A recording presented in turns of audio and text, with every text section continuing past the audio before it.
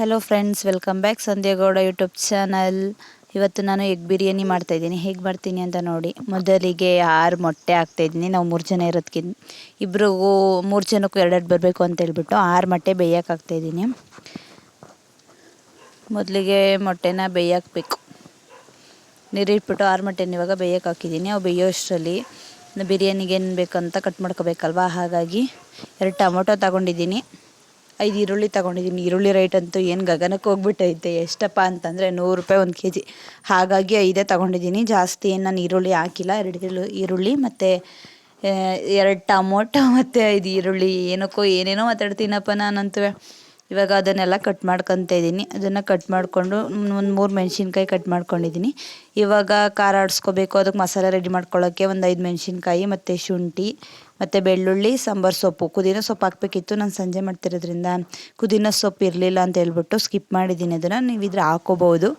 ಪುದೀನ ಸೊಪ್ಪು, ಮೆಣಸಿನ್ಕಾಯಿ, ಶುಂಠಿ, ಬೆಳ್ಳುಳ್ಳಿ ಮತ್ತು ಸಾಂಬಾರು ಸೊಪ್ಪು ಇವೆಲ್ಲ ಹಾಕಿ ಮಸಾಲೆ ರೆಡಿ ಮಾಡ್ಕೊತಾ ಇದ್ದೀನಿ ರುಬ್ಕೊಳ್ಳೋಕ್ಕೆ. ನೀವು ಒಮ್ಮೆ ಟ್ರೈ ಮಾಡಿ, ನಂತರ ಎಲ್ಲ ಬೇಡ. ಒಟ್ಟಿಗೆ ಯಾರೆಲ್ಲ ಮೊಟ್ಟೆ ಬಿರಿಯಾನಿ ಮಾಡ್ತೀರಾ, ಟ್ರೈ ಮಾಡಿದ್ದೀರಾ ಅಂತ ಕಮೆಂಟಲ್ಲಿ ತಿಳಿಸಿ. ಇವಾಗ ಮಸಾಲೆ ರುಬ್ಕೊಳ್ಳೋದಕ್ಕೆ ಅಂತ ಮಿಕ್ಸಿ ತಂದು ಇಡ್ತಾಯಿದ್ದೀನಿ. ಮಿಕ್ಸಿಗೆ ಇವಾಗ ಎಂಥದ್ದು ನೀರು ಹಾಕ್ಕೊಂಡು ಜಾರಿಗೆ ರುಬ್ತಾಯಿದ್ದೀನಿ. ಇವಾಗ ಅದು ಆರ್ತೈತೆ. ನೀರೊಂದು ಸ್ವಲ್ಪ ಜಾಸ್ತಿ ಕೊಟ್ಟಿದ್ದೆ ಅಂತ. ಸಣ್ಣ ಜಾರಲ್ವ, ನೀರೊಂದು ಸ್ವಲ್ಪ ಚೆಲ್ಲೋಗ್ಬಿಡ್ತು. ಇವಾಗ ಮಸಾಲೆ ಎಲ್ಲ ರೆಡಿ ಆಯಿತು. ಮೊಟ್ಟೆ ಅಷ್ಟರಲ್ಲಿ ಬೆಂದಿತ್ತು ಅಂತ ಹೇಳ್ಬಿಟ್ಟು ಮೊಟ್ಟೆ ಸಿಪ್ಪೆ ಸೊಲಿತಾ ಇದ್ದೀನಿ. ಅದನ್ನು ಕುಯ್ಕೋಬೇಕು.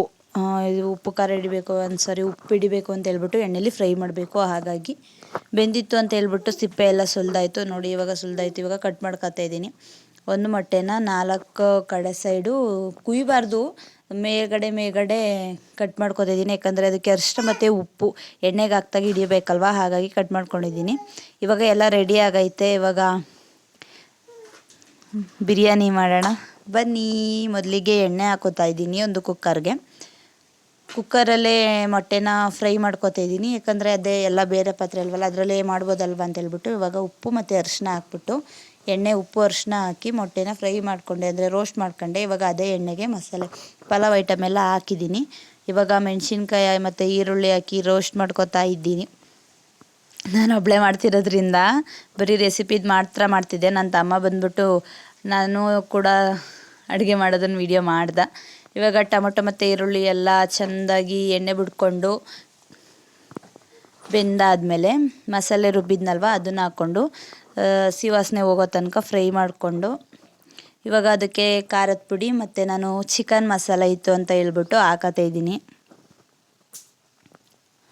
ಅದನ್ನು ಹಾಕಿ ಖಾರದ ಪುಡಿ ಮತ್ತು ಚಿಕನ್ ಮಸಾಲ ಹಾಕಿ ಫ್ರೈ ಮಾಡಿಕೊಂಡು ಇವಾಗ ಉಪ್ಪು ಹಾಕ್ತಾಯಿದ್ದೀನಿ.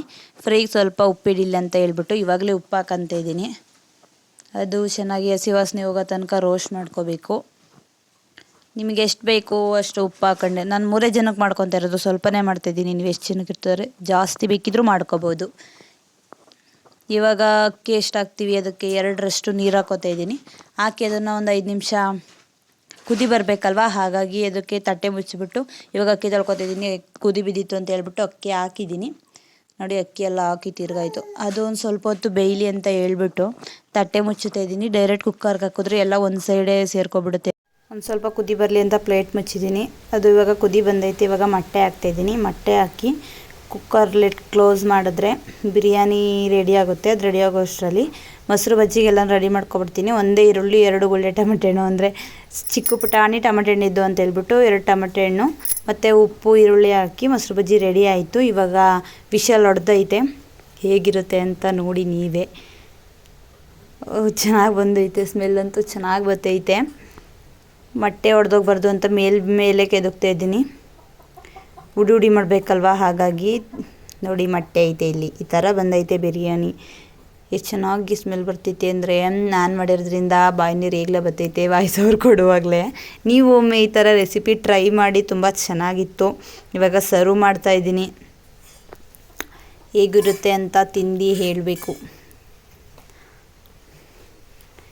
2 ಮೊಟ್ಟೆ ಹಾಕಿ ತಟ್ಟೆಗೆ ಸರ್ವ್ ಮಾಡಿ ಇವಾಗ ಅದಕ್ಕೆ ಮೊಸರು ಬಜ್ಜಿ ಹಾಕ್ಕೊಂಡು ತಿಂತಾಯಿದ್ರೆ ಇವತ್ತಿನ ದಿನವೇ ಒಂಥರ ಸ್ಪೆಷಲಾಗಿರುತ್ತೆ. ಇವತ್ತಿನ ರೆಸಿಪಿ ಇಷ್ಟ ಆಗಿದ್ದರೆ ಲೈಕ್ ಮಾಡಿ, ಕಮೆಂಟ್ ಮಾಡಿ, ಸಬ್ಸ್ಕ್ರೈಬ್ ಮಾಡಿ ಹೊಸಬ್ರು ಯಾರಾದರೂ ನೋಡ್ತಾ ಇದ್ದರೆ. ಮತ್ತು ಕೊನೆ ತನಕ ನನ್ನ ವಿಡಿಯೋ ನೋಡಿದ್ದಕ್ಕಾಗಿ thank you and thank you for watching.